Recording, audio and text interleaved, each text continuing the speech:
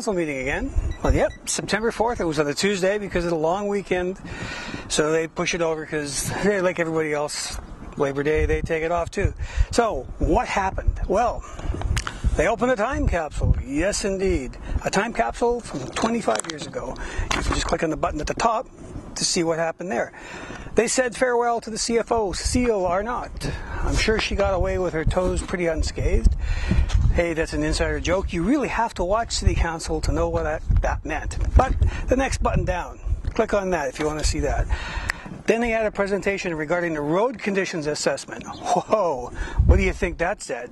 Well, they had costs and the strategy of how to do it the best, most efficient, and most cost-effective way of the four choices you have with these kinds of things: reconstruction versus resurfacing versus patching versus crack seal. The next button down. Then they had councillors' reports, but there was only 3 councillors and the mayor. Hey, buttons 1, 2, 3. The next one's down. Then they had recommendations by staff.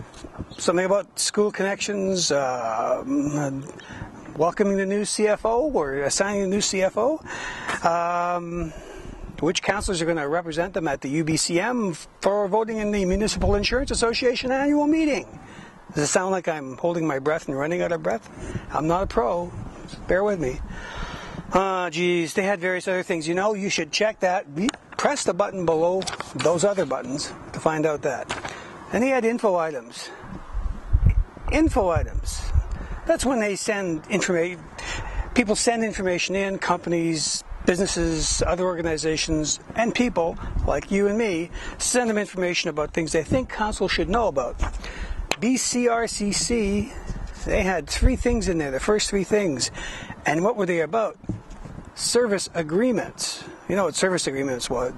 That's what it means. Is they provide a service, we agree on a payment. Hey, so some of them, the first 2, they're to do with secretary function and resources for 2 city groups, and the other one is so the city can figure out if they want to pay them what they are asking for the 2013 year, and this is just for their budgetary stuff. How did that go, and what do they think about it? Click on the button at the bottom of the stack you're looking at right now. Did they buy advertising with the Border Bruins? And there's 2 road closures, and one of them is within the city, and that's for Habitat for Humanity was asking the city to please, could we close the road for a couple hours on Saturday?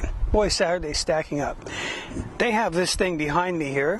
That's the multi-person dwelling that they're putting up, and their grand opening, or their opening, public opening of that, is on Saturday, so you could check that out if you're not at the Fall Fair. Bylaws, the meat of council. Well, not just the meat, but council had bylaws. They had 5 bylaws.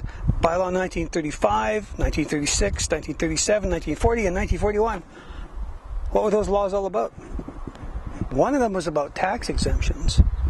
One of them was about how much we're going to ding the visitors to the municipal campground. If you really want to know, though, click on the buttons at the bottom. That's it. Hey, hope you have a fun time at the Fall Fair. I'll be bouncing around in there. Come visit us at the Historical Society booth. That's about it. I hope my green screen's working out. Getting my mic, because I just did all this stuff and... I didn't even check. For GFTV, I'm Les. Watch it on YouTube.